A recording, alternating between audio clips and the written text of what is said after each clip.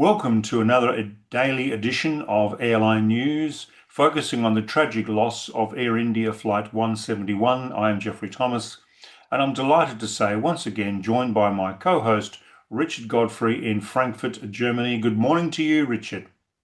And good afternoon to you, Jeffrey. Thank you. So, viewers, today's episode is titled Tail Fire. Now, multiple credible reports state that investigators found localized burn damage in the rear empennage, confined to just a few electrical components, whereas the rest of the tail remained largely untouched by the main fuel-fed fire. There is no mention in the preliminary AAIB investigation report that suggests a fire in the tail section before the engines lost power. Media and aviation experts are discussing whether a contained electrical fire in the tail section empennage might have triggered malfunction or influenced cockpit systems, but these events are inferred from after-crash damage, not from any reported fire at the onset of the accident. Photographic evidence indicates no external burn marks on the tail section empennage. If there was a fire during the takeoff roll or short flight, the EAFR, FDR, CVR would have registered a fire warning. 1. A master warning fire. 2. Fire engine APU cargo avionics message on the ECAS. An oral fire alert. Possible auto shutdown of affected systems, if, for example, the APU. Richard, was there a fire in the tail section during the takeoff roll or the short flight? No, I don't think the fire occurred during the takeoff roll or short flight. It occurred after the crash, Mm, but separately from the fuel explosion. mm. If there was a fire in the tail section before the crash during the flight, then the preliminary report, I'm sure, would have included a statement on a master fire warning or a reference to ICAS messages like avionics or APU fire. Instead, the preliminary report states the aircraft was destroyed due to impact with the buildings on the ground and subsequent fire. A total of 5 buildings were impacted and suffered major structural and fire damage. After the tail section was brought down from where it was lodged in the roof of one of the buildings, the APU was inspected and found intact inside the APU compartment. Also, the APU air inlet door was intact and was found open. So the preliminary report states the APU inlet door began opening at 08:08:54 UTC, and that's all consistent with the APU auto start logic. And the APU inlet door being found undamaged and in the open position, if there was a fire in the APU, then the APU auto start logic would have been inhibited. So the contained tail fire origin is clearly attributed to post-crash impact then? Yeah. There was a stabilizer position transducer fault that was reported by the flight crew on the previous flight from Delhi to Ahmedabad. And the preliminary report states the crew of the previous flight AI 423 made a pilot defect report, PDR, and they put in the message stab position transducer was faulty in the technical log. The troubleshooting was carried out by the Air India on-duty aircraft mechanic and maintenance engineer, and the aircraft was released for flight at 0640 UTC, it says in the report. And during that maintenance session, no evidence of burn marks were discovered on that particular unit. Mm. So was the stabilizer trim control unit, the SCU, showing burn marks in the post-crash analysis? The investigators don't say that the control unit had burn damage. They say it was around the unit and in the wiring attached to the unit, but they don't specifically say that the unit itself had suffered burn marks or thermal damage. This is a completely separate issue to the fuel switches being moved to the cut-off position and the dual engine shutdown shortly after takeoff. That's correct. So let's just recap on that. At 08:08:39, the aircraft transitions from ground to air, in other words, liftoff. And 1 second later, the aircraft begins its initial climb at toga thrust. 2 seconds after that, the left engine fuel control switch is moved from run to cutoff. And another second after that, the right engine fuel control is moved from run to cutoff.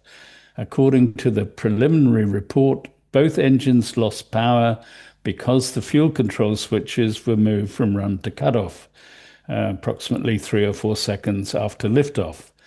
A stabilizer position transducer fault, which was logged, was resolved, apparently, according to the preliminary report. But after the crash, investigators found these localized burn damage near the stabilizer trim electronics in the empennage. The damage did not trigger a fire warning, was not visible during ground maintenance. It was not confirmed to have affected aircraft systems during flight. And this is currently being treated as a secondary area of interest, but not as a causal factor. Right, but one of the black boxes is housed in the tail section and was reported to have suffered extensive fire damage. Has this got anything to do with the contained fire in the tail section?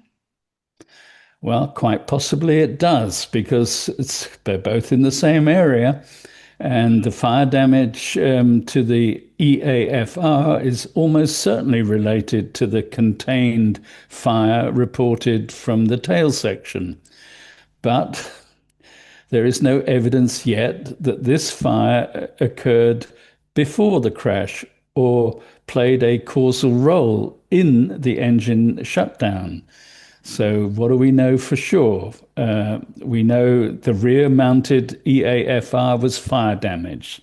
So, that confirms there was a fire in the empennage. The other fact we know is that only the rear black box was affected. There was one at the front of the aircraft, and that didn't have any fire damage. So that indicates the fire damage was limited in its scope. There were no burn marks on the tail exterior, so it suggests that's just an internal fire. There were no fire warnings during the flight, so it's likely it's a post-crash fire event. And it was located near the SCU, the transducers, and the PRB connectors. So it's all contained in that area near the avionics in the tail. Is the SCU located near the rear EAFR? Yes, it is. But again, the preliminary report is not specific about exactly where the both units are located. According to Boeing, the EAFR is mounted in the rear fuselage near the aft pressure bulkhead in a high survivability area. And the SCU is mounted in the aft avionics bay in the tail section and interfaces with the stabilizer actuator and transducers in the tail section. So they're in the same area, but not exactly the same area.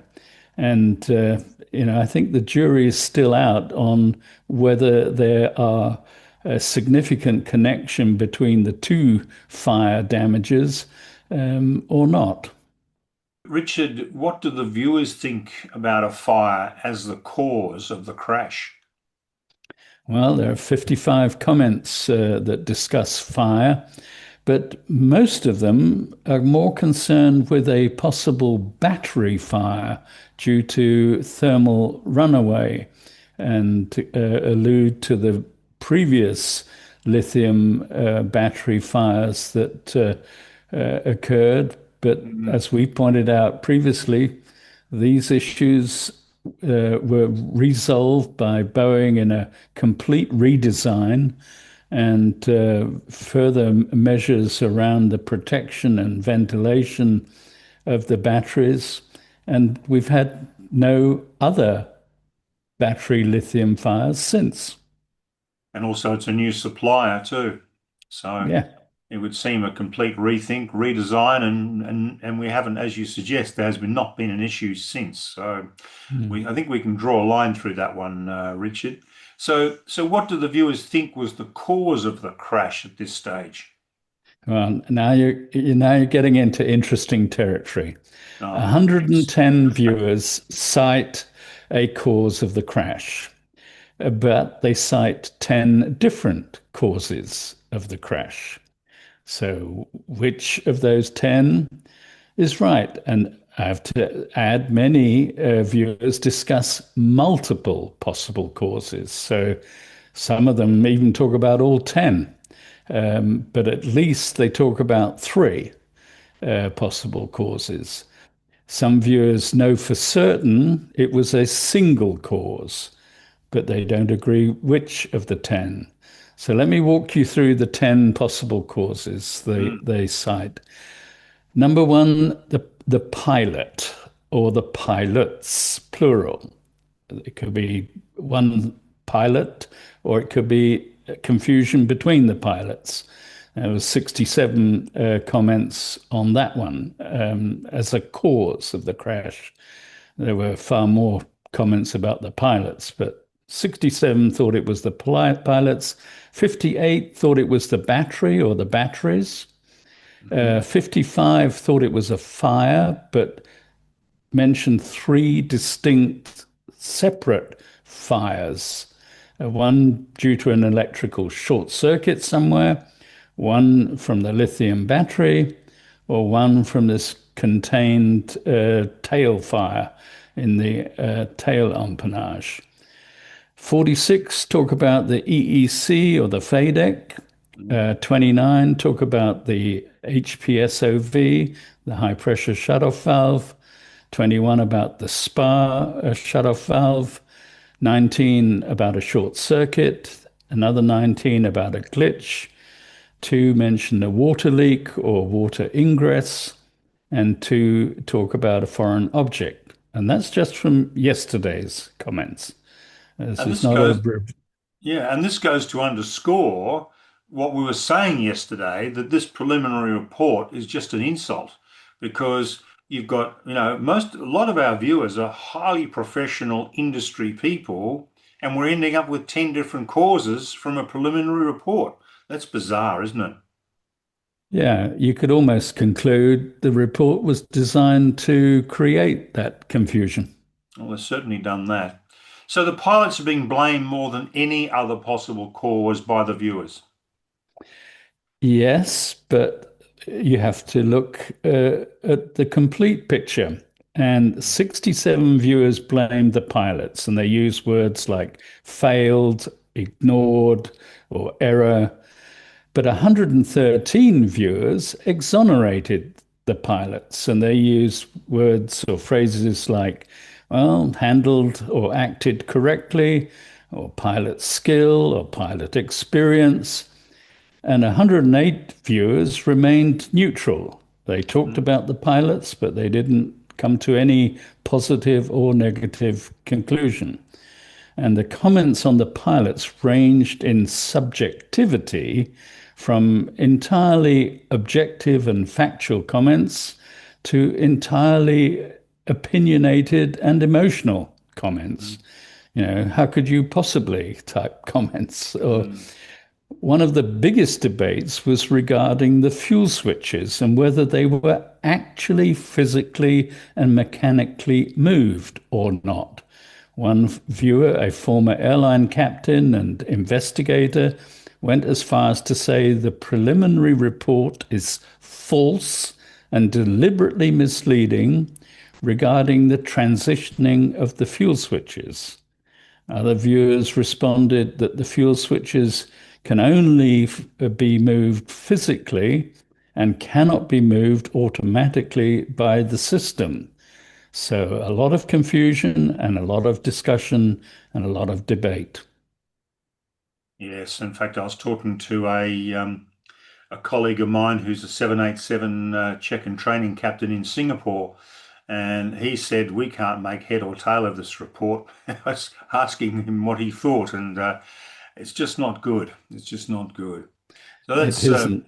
yeah, that's their extraordinary um, diversification of crash scenarios and thoughts from, as I said, highly professional people. So yeah. Yeah, it reads to me, almost like you go into the aviation safety network database and list all the possible causes of a crash, Mm, and then just go through them, one by mm, one. yeah, exactly. Right. Well, viewers, that's all we've got time for today.